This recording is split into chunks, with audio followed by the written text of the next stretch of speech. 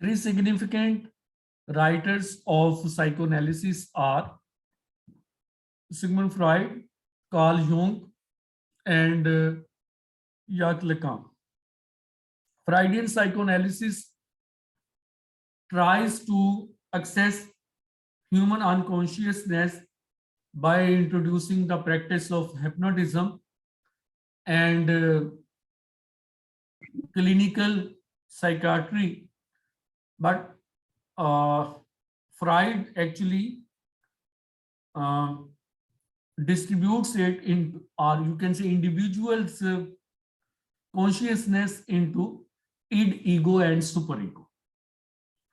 Id is very like unconscious part that has the human desires,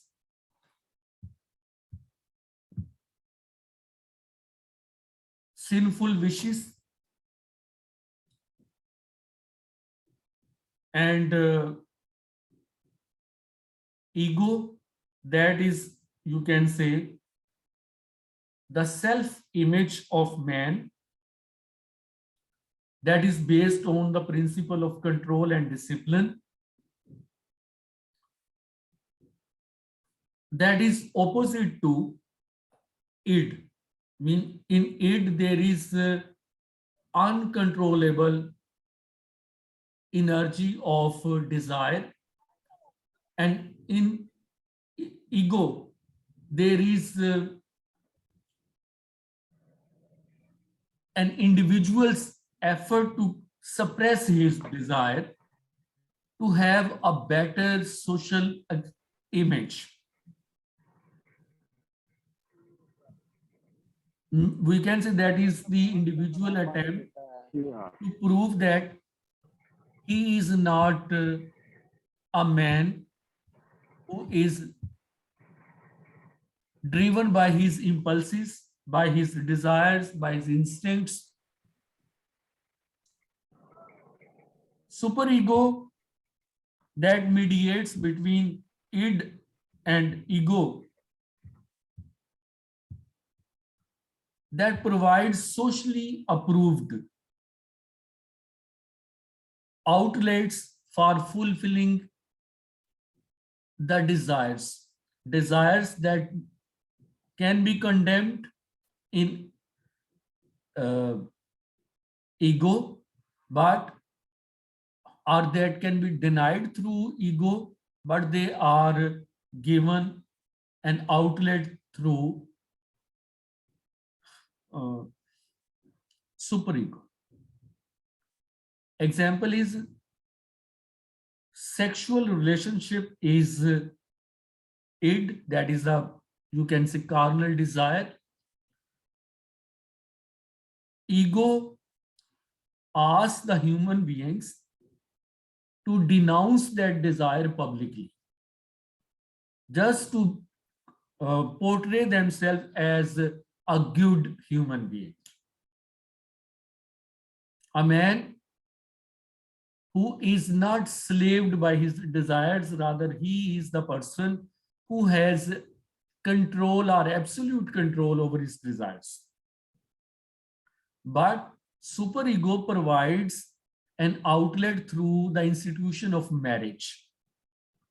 So socially approved structure of marriage, that is heterosexual marriage, that gets appropriation of desire through a superego and its approved structure of marriage. Freudian psychoanalysis is purely individual, where repressed desires cause certain drives and afterwards complexes like Oedipal and Electra complex. But in Jungian psychoanalysis, instead of personal or individual consciousness, collective consciousness and afterwards collective unconsciousness is also focused. He is more concerned with the archetypes. Archetypes, we can say, the common ideas that exist globally or universally. According to Jung, not only suppressed desire but heightened emotions, they also cause complex. According to him, there are 4 dimensions. One is called uh, anima or animus. Other is persona. Third is self, and last is shadow. Both, you can say, Freud and Jung, they share many, you can say, fundamental ideas, but uh, Jung has tried to expand Freudian framework of psychoanalysis to uh, certain archetypes and collective unconscious.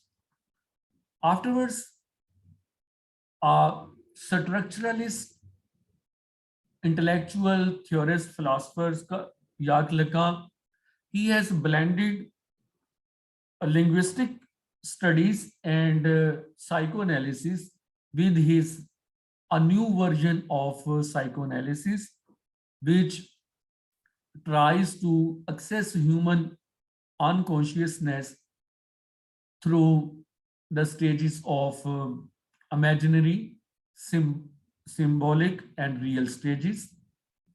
Lacan's basic focus is that human beings don't need to suppress themselves because language is deceptive and language is chaotic. Even if they express themselves, nobody can understand them. Freud's idea was that human beings suppress their desires. They hide their true selves. They don't express themselves.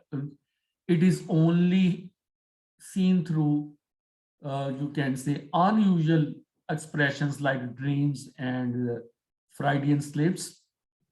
But Lacan believes that they express themselves.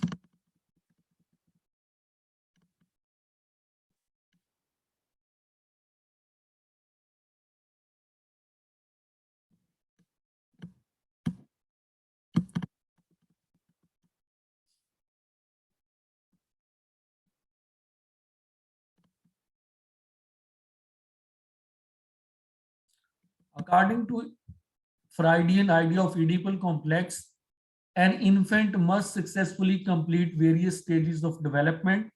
These stages are called oral, anal, Oedipal to ensure later psychological well-being. If he is untangled at any stage, that will cause a complex. In the Oedipal stage, the child must separate from the mother and identify with the father on his way to entering the symbolic order. Oedipal complex is displayed by those males whose failure to negotiate the Oedipal stage of development leaves them deeply attached to their mothers and often feeling rivalry with their fathers. That you can say obsession of mother, that is called mother fixation, and you can say there is a desire for incest with mother and desire to patricide or killing father because of jealousy with father.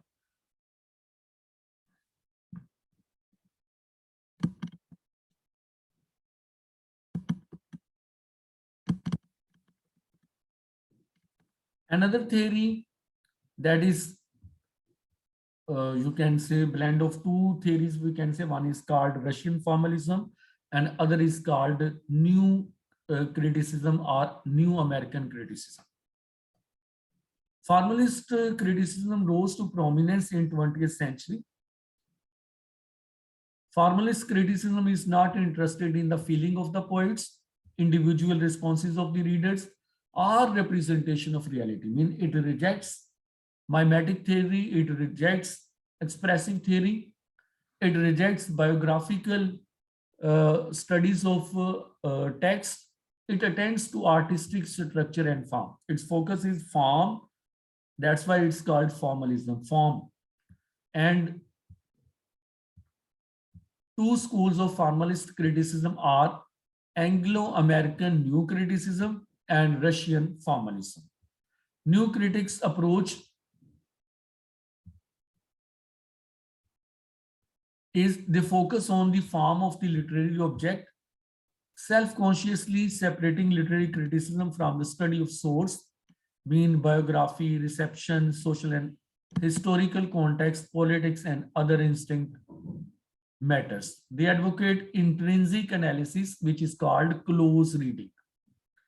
Formalist criticism has focused on close reading that avoids paraphrase and thematic statement, examining instead the complex stylistic orchestration that compose poetry. New critics seek in their studies is a set of organic relationship of literary elements, like literary elements mean images, symbols, tropes, genre, style, setting, tones, whose overall unity depends on ambiguity, paradox, or irony. Russian formalist critics like Roman Jakobson or Boris Eichenbaum distinguish between literary and non-literary. They view literary primarily as a verbal art rather than as a reflection of reality. Verbal art, that is a definition of literature. Literature is a verbal construction of reality. That is the formalist definition of literature.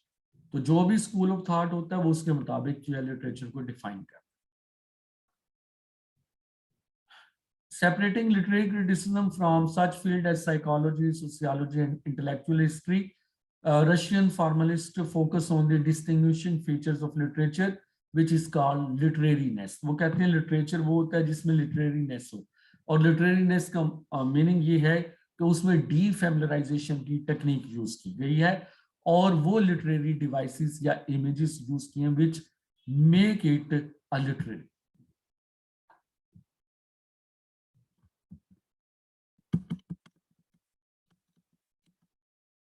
Reader response theory is one of the contemporary theories. It lays emphasis on reader rather than text. In formalism, focus is text, literary work.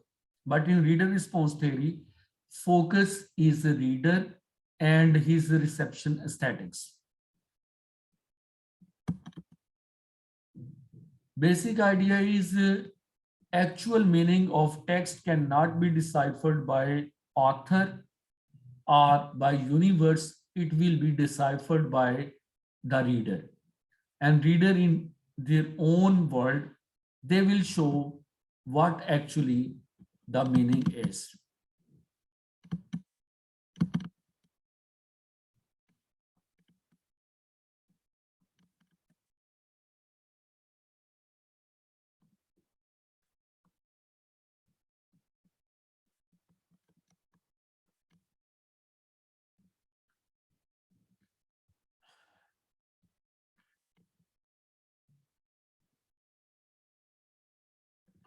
Theories of meaning accompany these accounts of various readers. Some reader response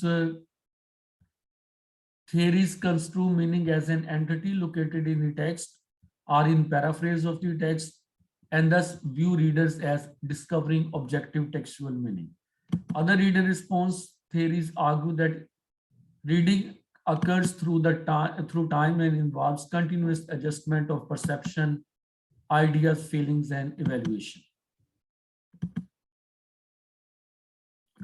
Meaning is a process, not a product. It is an event, not a retrospective reconstruction or intellectual reformulation. The subjectivist theory of meaning has several limitations. It endorses the idea of reading as private consumption, and it construes experience as a straightforward, unconditioned, knowable process. We can say that theory is in certain ways a reaction to new criticism or formalism.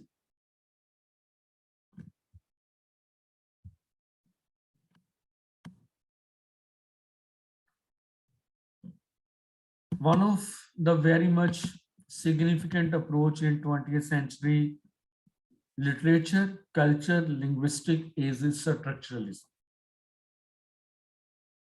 Though its idea is basically borrowed from language and linguistic, so in linguistic particularly structuralism is very much obvious, very much dominant. Pioneering concepts and methods of structural linguistic and anthropology have influenced modern theory and criticism, understand cultural phenomena. Of structuralist methodology has come the discipline of semiotics or semiology. Semiotics means study of meaning and semiology is study of sign.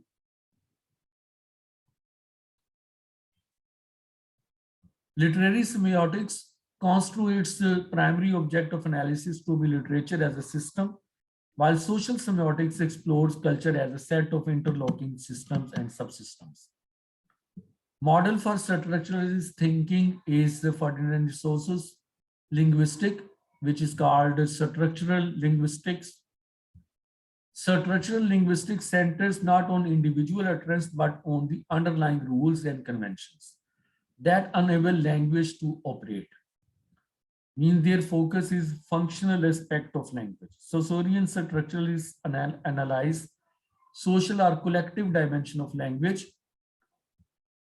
These structuralists focus on grammar rather than usage, rules rather than actual expressions, and lang rather than parole.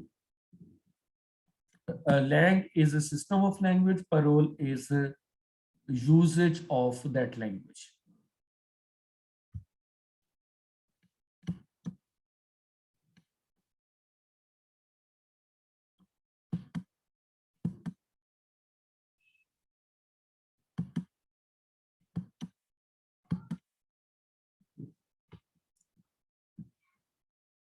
Structuralism has influenced culture, cultural studies and anthropology a lot. In literature, or you can say interpretation of literature, it was tried by certain writers like Roland Barthes and his famous work which is called The Death of the Author.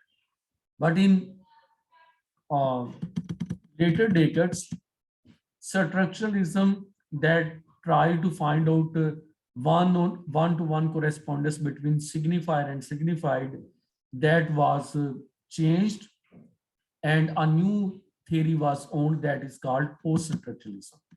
Post-structuralism is in many ways the continuity of structuralism. I mean, both theories rely upon structures. Basic difference is post-structuralism does not insist on one-on-one correspondence between signifier and signified. यानी किसी चीज की representation करने वाली और उसकी representation होने वाली, दोनों के दरमियान कोई एक की मुताबिकत नहीं है जैसे स्ट्रक्चरलिज्म में क्लेम की जाती है.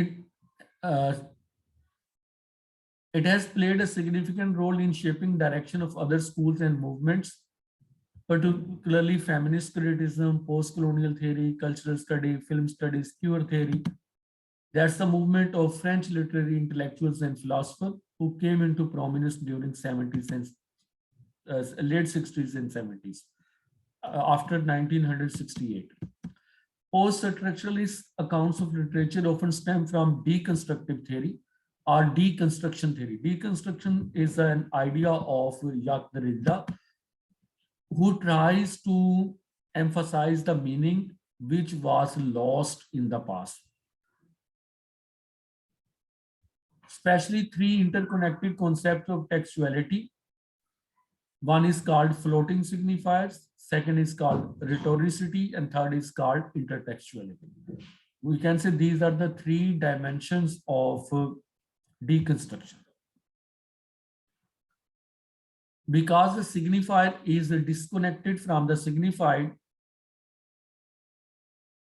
and the referent, language floats or slides in relation to reality, a condition made more severe with additional sliding.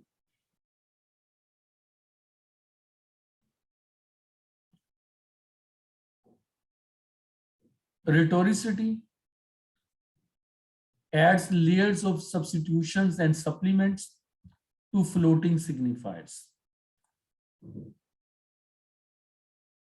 And intertextuality captures the sense of textuality as being conditioned by inescapable historical intertext.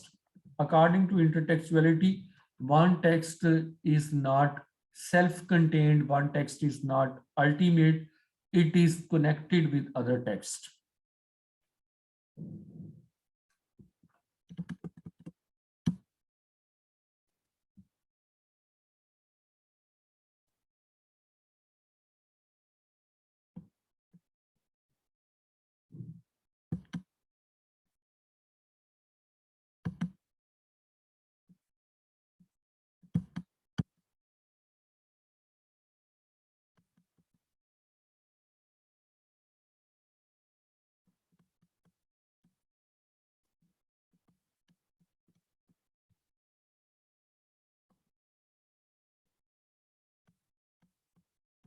Post-structuralism is not a one theory. It is set of, you can say, multiple possibilities like new historicism or deconstruction or intertextuality or Lacan's psychoanalysis. All actually have an umbrella term. That umbrella term is post-structuralism. Feminism and queer theory, feminist criticism is part of broader feminist political movement that seeks to rectify sexist discrimination, mean gender discrimination and inequality. There is no single feminist literary criticism. There are half dozen interrelated projects. Mean feminist criticism exposes masculinist stereotypes. It exposes distortion and omissions in male-dominated literature. Feminist criticism studies female creativity, female genres, styles, theme, careers. Feminist criticism discovers and evaluates lost and neglected literary works by women. Feminist criticism develops feminist theoretical concepts and methods and examines the forces that shape women's lives, literature, and criticism. Feminist theory and criticism have brought revolutionary change to literary and cultural study by expanding the canon. Canon means rules, by critiquing sexist representational and values, by stressing the importance of gender and sexuality. Theorists of a feminist aesthetic argue that women have a literature of their own. That idea was presented by Elaine Showalter. And Elaine Showalter insists that women have a literature of their own. They have their own images, theme, character, form, style, and canons, which must be shared.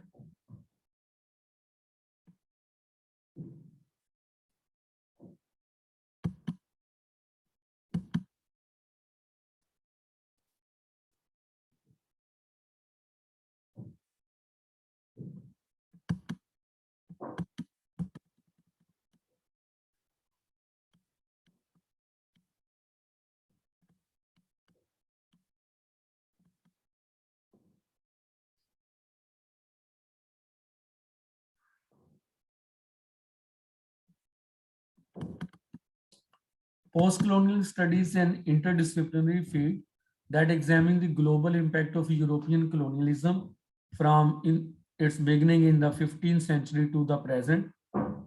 Post-colonial studies aims to describe the mechanism of colonial power to recover excluded or marginalized voices, which are called subaltern voices as well, and to theorize the complexities of colonial and post-colonial identity, national belonging, and globalization.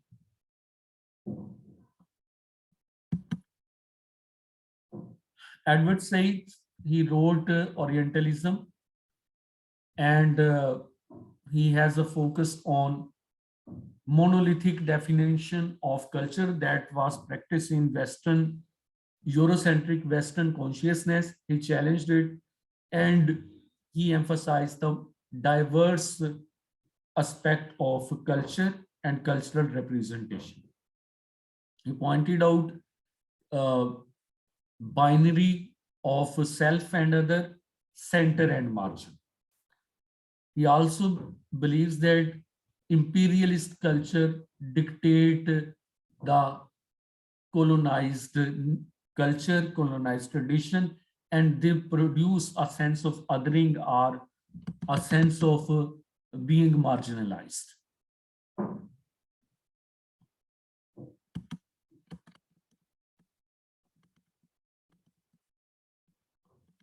Post-colonial literary criticism focuses on literatures produced by subjects in the context of colonial domination, notably in Africa, Asia, and the Caribbean. Building on knowledge of the institutions of Western education and hybrid nature of culture, that's a blend of two extremes, the analysis of post-colonial literature explores the complex interaction and antagonism between native, indigenous, and pre-colonial cultures, and imperial culture which was imposed on them.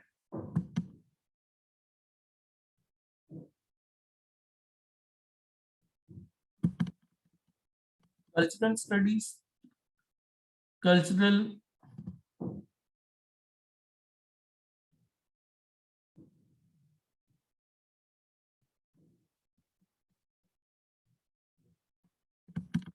cultural studies have begun studying discourses as television, cinema, advertising, rock music, magazine, minority literatures, and popular literatures, characteristically focusing on how such materials are produced, distributed, and consumed.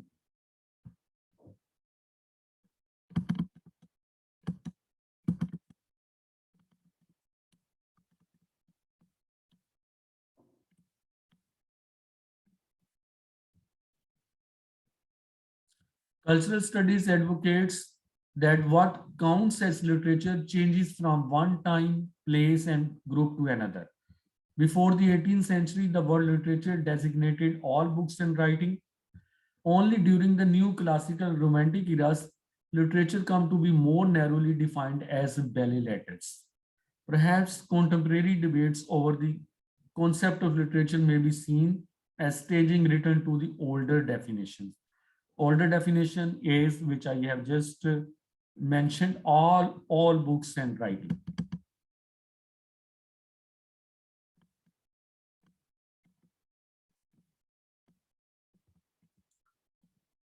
So these are a few theories which have been introduced here.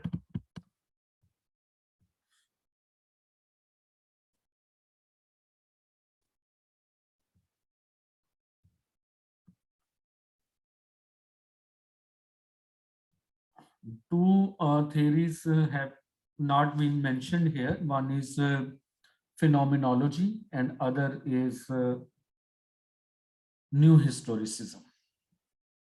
Phenomenology has a focus on phenomena based on perception. So phenomenology is more concerned with, you can say, individuals' perception of reality. Edmund Husserl, Martin Heidegger, these are two major theorists of phenomenology. Historicism was a study of, you can say, uh, describing the socio-historical factors. In modern days, new historicism has also, you can say, been has also been designed on that style of post-structuralism that try to interpret past, taking the whole cultural milieu in context, and it tries what were the forces of subversion and what was the forces of confinement. So कौन सी actually it sees the whole history as a power struggle, and in power struggle what tries to subvert a power, कौन सी जो ताकत थी उसने उस power को तोड़ने की कोशिश की, and what was that try to reinforce the power. तो पावर स्ट्रगल में वो पावर्स कौन सी थी जो रेजिस्टेंस की थी, जो रिएक्शन की थी, जो सबवर्शन की थी, और कैसे इंस्टीट्यूशन की पावर से उन रिएक्शन की फोर्सेस को, रेजिस्टेंस की फोर्सेस को जो है वो किसी किस्म के बिगाड़ का, सबवर्जन का नाम दे दिया गया और उनको नेगेटिवली पोर्ट्रे कर दिया गया. And there are efforts to reconsider their true sense, true worth, and literature is also being interpreted in new historicist angle. New historicism is opposite to formalism and uh, uh, um, American new criticism. It also challenges many ideas of phenomenology. Traditionally, interpretation is linked with hermeneutic. Hermeneutic means the meaning understood by the immediate audience. So, in you can say religious text, that was much focused how a literary text, religious text was conceived and received by the immediate audience or first audience of a speech, a sermon, a book, a holy book. And that's a tradition which is more, you can say, biographical in nature. In modern days, it has also been revised, and there is an idea of hermeneutic circle, which has tried to use certain aspects of phenomenology and historicism to read and interpret text.